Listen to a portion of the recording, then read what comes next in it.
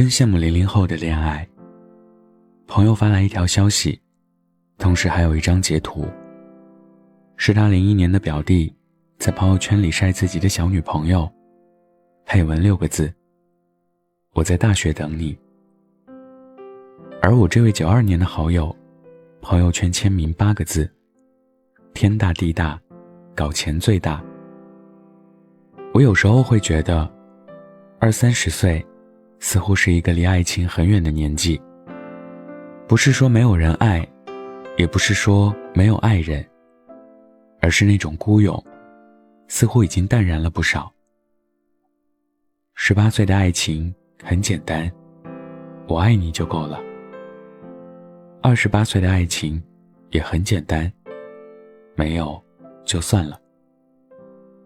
18岁的时候喜欢一个人，会用最直接的方式表现最浓烈的爱意，情侣名、情侣装，写情书，发朋友圈，在人多的地方表白，在老师的眼皮底下传纸条，一切有关于仪式感的都把它表现出来。28岁爱上一个人，想触碰却会收回手，心里说了100句我愿意，张嘴却说不出一个字。年龄、家境、学历都能成为评估的标准，大家都不会傻到再把爱情当作全部。18岁的安全感是恋爱的公开，朋友圈公开，微信置顶，随时秒回，互相知道对方的社交软件密码，是不断的新鲜感和猝不及防的心跳加速，是课间操站在一排的小惊喜，也是篮球场上对方一个眼神的暗示，是老师突然点名2个人，全班心照不宣的起哄，也是草稿本上随手就写下的对方的名字。28岁的安全感是细节的偏爱，是清晨说饿了就能喝到的清粥，是晚上快睡着了嘟囔一句要喝水，对方撑起困顿的眼皮去接了一杯温水，是生病时候的照顾，也是无论走到哪里心里都觉得很踏实的坚定和温暖。越长大越觉得爱不是说出来的，它是用年岁熬出来的。悠悠上个月跟男朋友分手了，她说如果倒退10年，我可能会马上订票抛下一切去找他，但我现在马上30了，我无法放弃我现在的一切成就去考他家乡的公务员。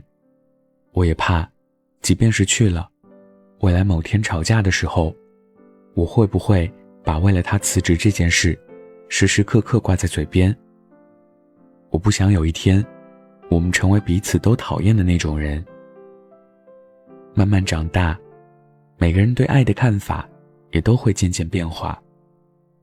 轰轰烈烈谁都经历过，可就像三毛说的，爱情如果不落实到吃饭、穿衣、睡觉、数钱这样的小事上，是无法长久的。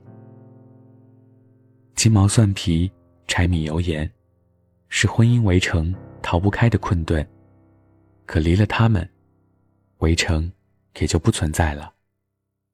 18岁的付出是你喜欢的样子我都有，你喜欢温柔，我就为你长发及腰；你喜欢运动，我便恶补足球篮球知识，愿意改变，是因为想成为最符合你心理标准的那个人。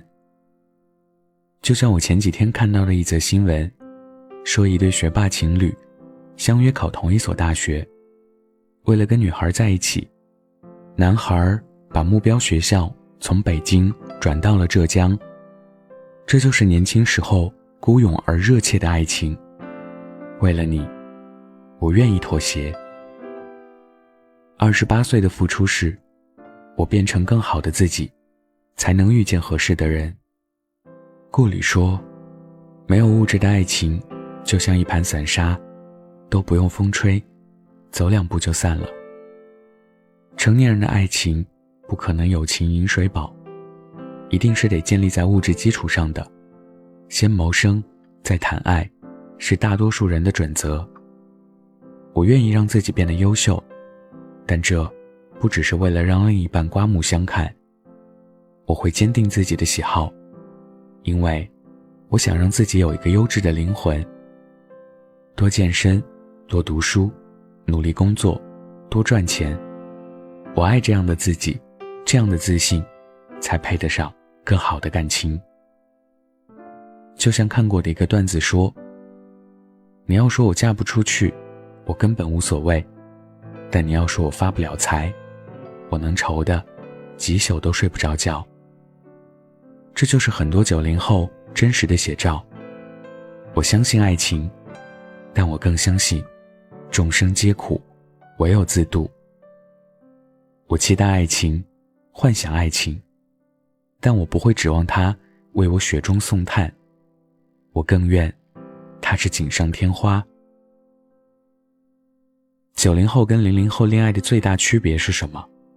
这是前段时间我在微信上收到的一个问题。年龄不同，经历不同，心态不同，有人更看重当下，有人更考虑未来，分不了谁对谁错，也讲不出哪个是标准答案。这是我们在不同的人生每个阶段不得不做出的不同的选择。每个年纪的恋爱都有它独特的味道。18岁的时候，心甘情愿做爱情的傻子，全心全意的付出，被伤得遍体鳞伤，还依然倔强地期盼着再放低身段，是不是就能挽回他。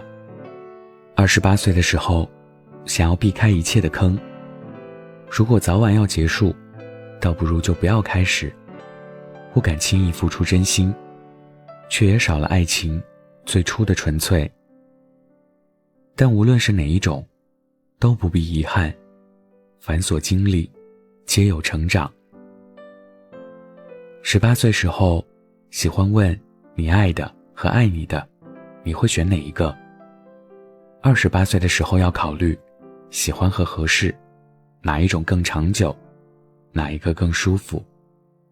可能你曾经轰轰烈烈爱过的那个人，最终也无法陪你走到细水长流的生活里，你最终嫁给的也不是那个你曾满腔心动奋不顾身的人。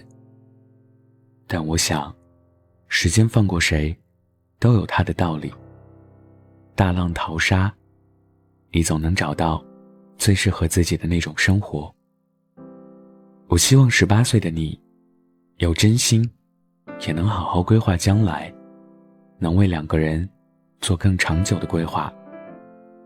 我也希望28岁的你有好的经济基础，但也保留18岁时候的那一份真心。遇到真爱，不要退缩，怀揣一腔孤勇，又彻骨温柔。没有爱情的时候，不必慌张，有了爱情，也能坦然接受。道路且长，来日可期，脚步慢一点也无妨。